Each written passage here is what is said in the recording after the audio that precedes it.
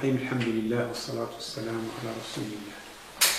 Il y a un sujet très important sur lequel je m'adresse à la communauté musulmane aujourd'hui, qui concerne leur façon de consommer pendant le mois béni du Ramadan. Normalement, ce mois est fait comme un stage pour le musulman, justement pour diminuer en tout, sauf au niveau de la spiritualité. Allah subhanahu wa ta'ala nous a créés, il connaît bien le fonctionnement de notre corps, et donc il nous envoie le mois du Ramadan chaque année pour évoluer au niveau spirituel. C'est un stage. C'est pour refaçonner son être et devenir un nouveau-né, puisqu'il y a une absolution totale des péchés durant ce mois.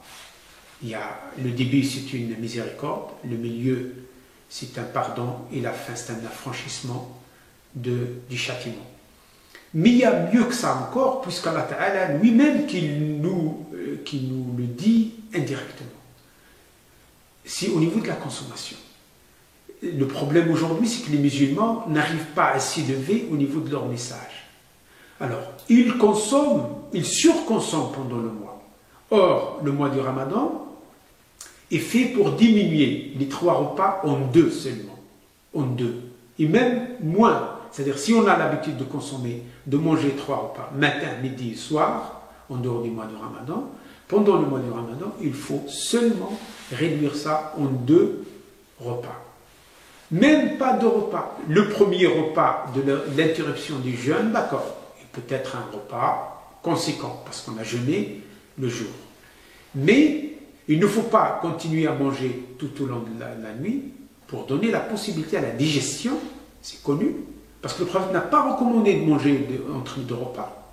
C'est vrai, il n'a pas interdit, mais il n'a pas recommandé non plus. Par contre, il a recommandé et insisté sur le petit repas de la fin de la nuit, ce qu'on appelle le sahour, ou le suhour qui est pendant la période de sahour. Parce que le sahour, c'est le temps, ou le suhour, c'est le repas qu'on mange. Ce sont des mots communs également, qui ont la même racine. Donc, Fil Barak, il dit, prenez quelque chose de très léger, sucré ou salé, surtout sucré, pour permettre la digestion et pendant la journée, pour permettre au corps de résister pendant la journée. Or, aujourd'hui, malheureusement, nous, musulmans, on surconsomme pendant le mois. Et ce n'est pas digne de notre communauté. Or, les gens, les commerçants font des chiffres d'affaires pendant le mois du Ramadan, ce qui n'est pas bon. Alors, au moins, mes chers frères et mes chères sœurs, gardez le niveau de vie habituel, le train de vie habituel. Au moins, si vous avez l'habitude de dépenser 500 € par mois, eh bien, dépensez que 500 € par mois et pas plus. Qu'est-ce que vous faites de plus? Eh bien, donnez-le. Soyez charitable, donnez-le à des mosquées, à des associations charitables, caritatives, etc., etc. Mais surtout, évitez de surconsommer, car ce n'est pas bon pour la santé. Vous avez une usine, vous avez une machine. Vous êtes obligé d'arrêter l'usine 1 fois par an pour l'entretenir, pour changer les pièces. Le corps humain est la machine la plus complexe au monde. Vous imaginez si on continue à manger 12 sur 12, 12 mois sur 12?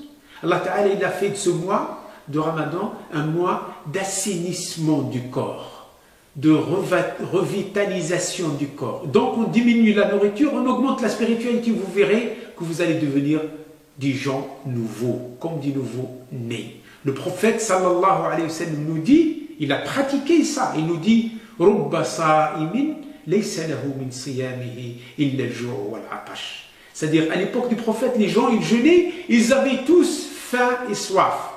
Eh bien, nous, aujourd'hui, mais on n'a plus faim ni soif.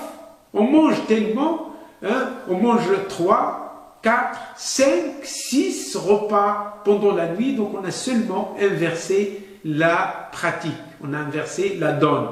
Au lieu de manger pendant le jour, on mange pendant le soir. Or, le but du Ramadan, c'est de diminuer le repas, de ne pas garder le même train de vie, de diminuer et de faire de ce surplus un don, fi sabilillah, c'est le partage, l'interruption avec le matérialisme et le partage avec toute la pauvreté au monde Merci de votre attention. Salam.